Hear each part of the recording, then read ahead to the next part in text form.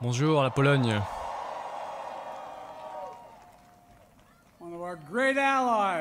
L'un de nos plus grands alliés. Le président Duda, Monsieur le Premier ministre, Monsieur le maire, Mesdames et Messieurs les anciens présidents et présidentes, Mesdames et Messieurs les élus, merci de m'accueillir en Pologne de nouveau. Cela fait près d'un an que j'ai parlé ici depuis le château royal de Varsovie, une semaine après le début de l'assaut meurtrier de Vladimir Poutine sur l'Ukraine.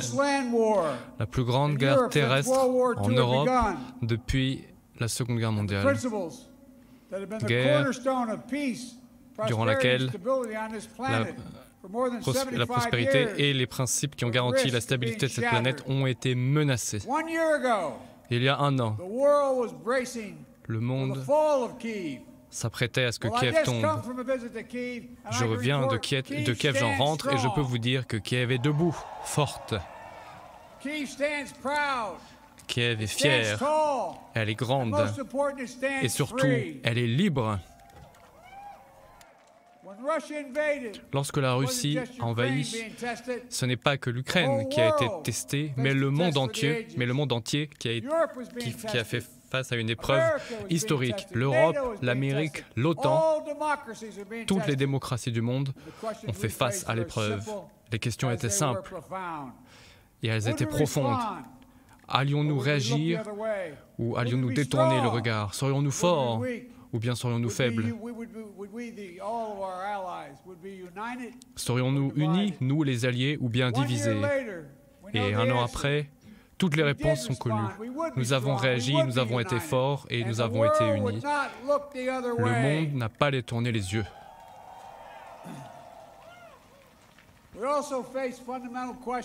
Nous sommes confrontés à des questions fondamentales quant à nos engagements vis-à-vis de ces principes fondamentaux, pour la souveraineté des nations, pour le droit des peuples à vivre librement, sans agression, pour la démocratie.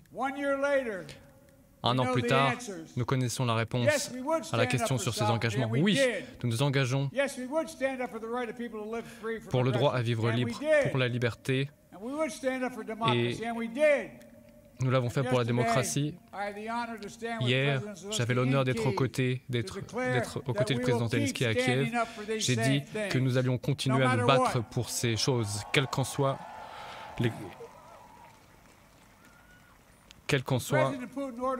les conséquences. Lorsque le président Poutine a envoyé ses blindés en Ukraine, il pensait qu'il percerait. Il s'est fourvoyé.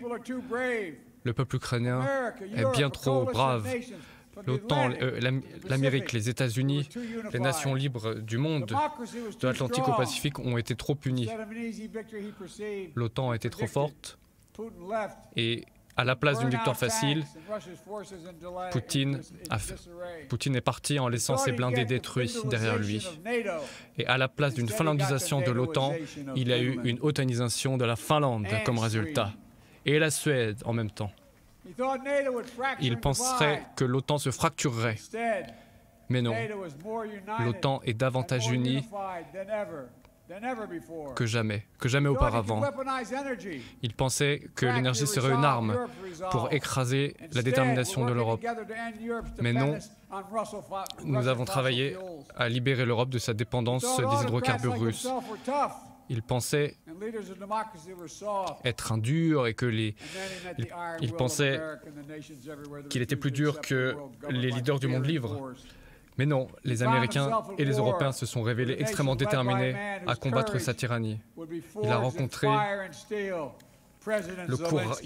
un homme de fer, de feu et de courage, le président Zelensky, prêt à l'affronter. Le président Poutine a vécu des choses dont il pensait qu'elles étaient impossibles il y a un an.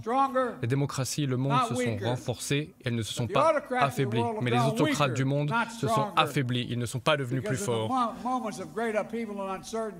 Nous sommes dans un moment de grande incertitude. Ce qui est important, c'est de savoir ce en quoi nous croyons.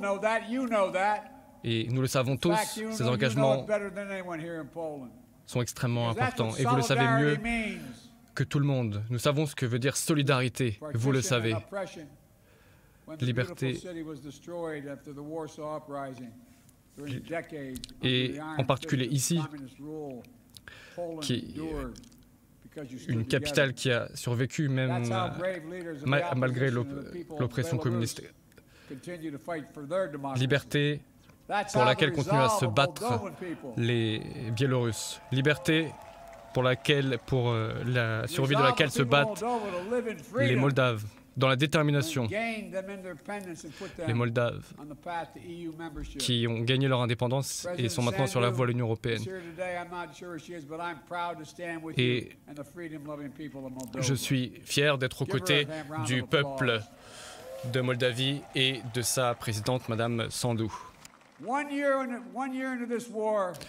Un an de guerre, et Poutine ne peut plus ignorer la force de notre coalition. Mais il doute de notre conviction, il doute de notre endurance, de l'endurance de notre soutien pour l'Ukraine.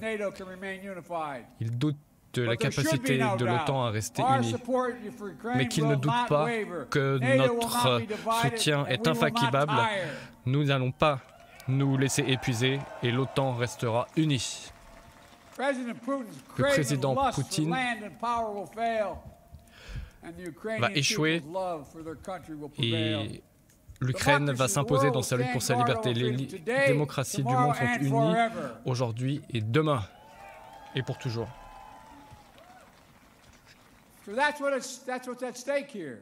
C'est ce qui est en jeu ici, la liberté. Et c'est le message que j'ai apporté à Kiev hier, directement à la population ukrainienne. Lorsque le président Zelensky a dit qu'il est venu aux États-Unis en décembre, il a dit « La lutte définira le monde et ce que nos enfants et nos petits-enfants connaîtront et comment ils vivront et comment leurs enfants et leurs petits-enfants vivront. » Il ne parlait que des enfants et des petits-enfants d'Ukraine. Et pas uniquement, mais il parlait de tous nos enfants et de tous nos petits-enfants, les vôtres comme les miens. Et nous voyons cela. C'est ce que la population polonaise et la population européenne a connu. L'appétit des autocrates ne peut pas perdurer. Il faut qu'il y ait une pause. Les autocrates ne comprennent qu'un seul mot. Non, non, non. Non, vous ne prendrez pas mon pays. Non, vous ne prendrez pas ma liberté. Non, vous ne prendrez pas mon avenir. Et je répète aujourd'hui ce que j'ai dit l'année dernière au même endroit. Un dictateur, lorsqu'il veut construire un empire, ne pourra jamais abolir l'amour de la liberté des gens. La brutalité ne permettra jamais de détruire la volonté des personnes qui sont pour la liberté. Et l'Ukraine ne sera jamais une victoire pour la Russie. Jamais.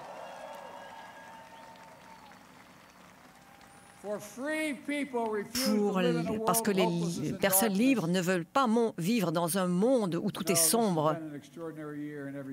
Cela a été une année extraordinaire dans tous les sens du terme, une brutalité extraordinaire des forces russes et des mercenaires qui ont commis des crimes contre l'humanité sans aucune honte.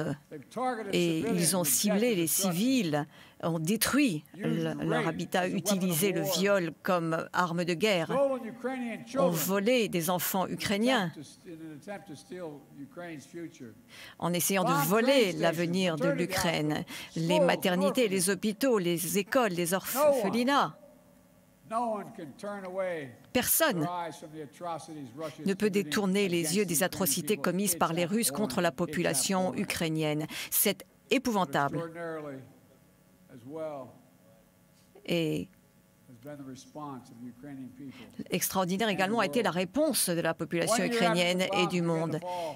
Un an après les chars russes en Ukraine, après l'entrée des chars russes en Ukraine, l'Ukraine est toujours indépendante et libre. Dans tous les coins de la terre et de l'Ukraine, les Ukrainiens se sont battus pour leur terre et le drapeau ukrainien flotte à nouveau. Et le président Zelensky a toujours un gouvernement démocratiquement élu qui représente la population ukrainienne. Et le monde, y compris l'Assemblée générale des Nations unies, ont condamné à plusieurs reprises l'agression des Russes et soutiennent la paix. À chaque fois, les votes au sein des Nations unies ont été clairs. En octobre, 140 nations ont condamné l'annexation par la Russie et seuls 4 pays ont voté pour la Russie, 4 dans toutes les Nations unies. Donc, une fois de plus, aujourd'hui, je m'adresse à la population russe. Les États-Unis et les nations européennes ne cherchent pas à contrôler ni à détruire la Russie. L'Occident ne complote pas et n'envisage pas d'attaquer la Russie, comme l'a dit Poutine aujourd'hui, et des millions de citoyens russes ne veulent que vivre en paix avec leurs voisins et ils ne sont pas leurs ennemis. La guerre n'est pas une nécessité, c'est une tragédie. Le président Poutine a choisi la guerre. Et chaque journée de plus de guerre est son choix. Il pourrait mettre un terme à cette guerre avec un seul mot, que la Russie arrête d'envahir l'Ukraine et cela permettrait d'arrêter la guerre. L'Ukraine n'aura plus à se défendre contre la Russie. Et si elle arrêtait de se défendre contre la Russie, ce serait sa fin. Donc c'est la raison pour laquelle nous voulons nous assurer que l'Ukraine peut se défendre. Et les États-Unis, dans le cadre d'une coalition mondiale de plus de 50 nations, va fournir les armes nécessaires et les fournitures nécessaires à nos braves militaires ukrainiens, avec une défense aérienne, de l'artillerie, des munitions, des chars, des véhicules. Et l'Union européenne et les États membres de l'Union européenne ont de manière sans précédent décidé d'offrir des fournitures à l'Ukraine, non seulement sur le plan de l'aide, mais également de l'aide humanitaire. Et beaucoup plus encore, pour tous ceux d'entre vous présents ici, prenez un instant, et là je suis tout à fait sérieux quand je dis cela. Regardez-vous les uns les autres. Regardez ce que vous avez fait jusque-là. La Pologne abrite 1,5 million de réfugiés en raison de cette guerre, et que Dieu vous protège. La générosité de la Pologne, vous avez ouvert votre cœur, vos maisons, c'est extraordinaire. Les Américains également sont unis et nous sommes résolus à vous aider dans tout mon pays, dans les grandes villes comme dans les petites villes. Le drapeau ukrainien flotte à côté du drapeau américain. Les démocrates et les républicains et le Congrès américain se sont tous rassemblés pour se prononcer pour la liberté. C'est ce que sont les Américains et c'est ce que font les Américains. Le monde également s'est rassemblé pour attendre l'arrêt de cette guerre déclarée par Poutine. Poutine est celui qui a commencé cette guerre pour essayer d'empêcher l'Ukraine d'exporter ses céréales par la mer Noire. Et cela a créé une crise qui a notamment frappé très dur les pays en développement en Afrique. Et les États-Unis et les G7 et les partenaires internationaux ont répondu à l'appel et à l'engagement de répondre à cette crise et d'offrir des denrées alimentaires. Et ma femme, Joe Biden, part en Afrique pour attirer l'attention sur ce problème. Notre engagement est envers la population ukrainienne et envers l'avenir de l'Ukraine. Et l'Ukraine est un pays libre, souverain, démocratique. Et des milliers de personnes ont œuvré pour l'Ukraine. Il y a tous ceux qui ont fait tout ce qu'il fallait et il y a des centaines de personnes qui sont décédées, ceux qui continuent encore et ceux qui luttent contre ceux qui veulent contrôler le pays. Il y a tous ces patriotes ukrainiens qui se battent pour repousser l'agression russe dans le Donbass, des héros qui ont donné tout, jusqu'à leur vie, au service de leur pays, de l'Ukraine. J'ai eu l'honneur de visiter le mémorial des vétérans, des héros à Kiev, pour rendre hommage aux sacrifices consentis par ceux qui ont donné leur vie, à côté du président Zelensky. Les États-Unis et leurs partenaires sont aux côtés des fonctionnaires du service public ukrainien, aux côtés des villes, des communautés qui se battent pour maintenir l'alimentation électrique contre les bombardements. Nous sommes aux côtés des millions de réfugiés que cette guerre a provoqués, qui ont été accueillis en Europe, en particulier ici en Pologne et aux États-Unis.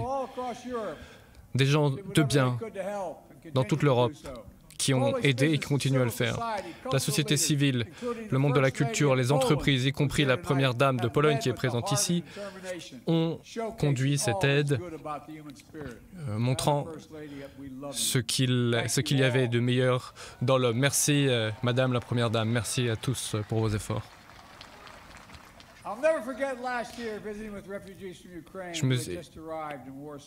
J'ai rencontré l'an dernier des réfugiés qui venaient d'arriver, des visages effrayés, épuisés, qui serraient leurs enfants dans leurs bras. Des enfants, des gens qui pensaient qu'on ne reverrait plus jamais le père, le frère, le mari. Des moments sombres au cœur desquels vous avez offert la sécurité et la lumière. Vous avez pris dans vos bras ces gens. Et j'ai vu ça, j'ai vu ces visages s'éclairer.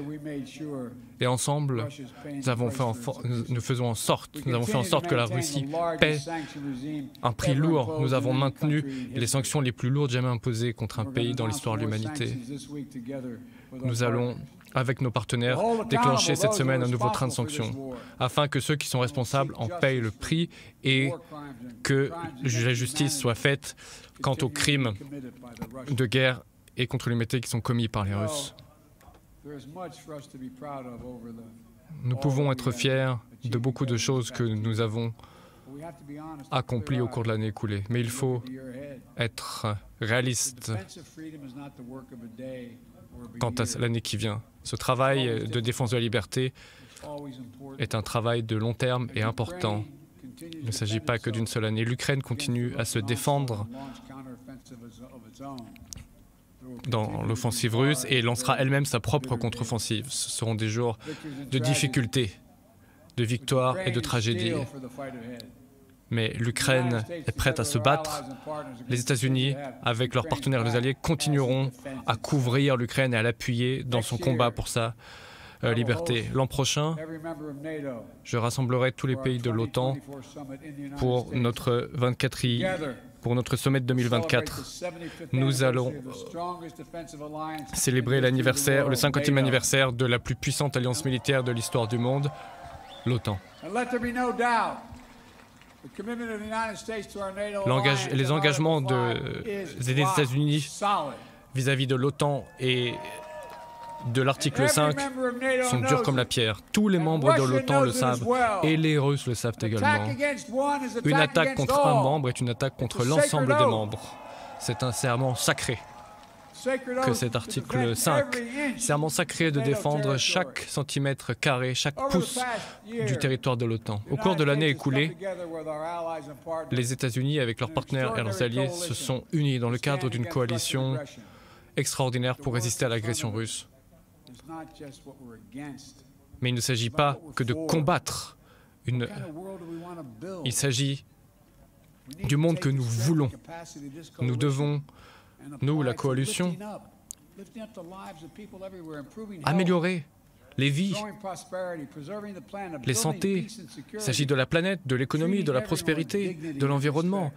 Il s'agit de dignité et de respect. C'est pour tout cela qu'il faut travailler.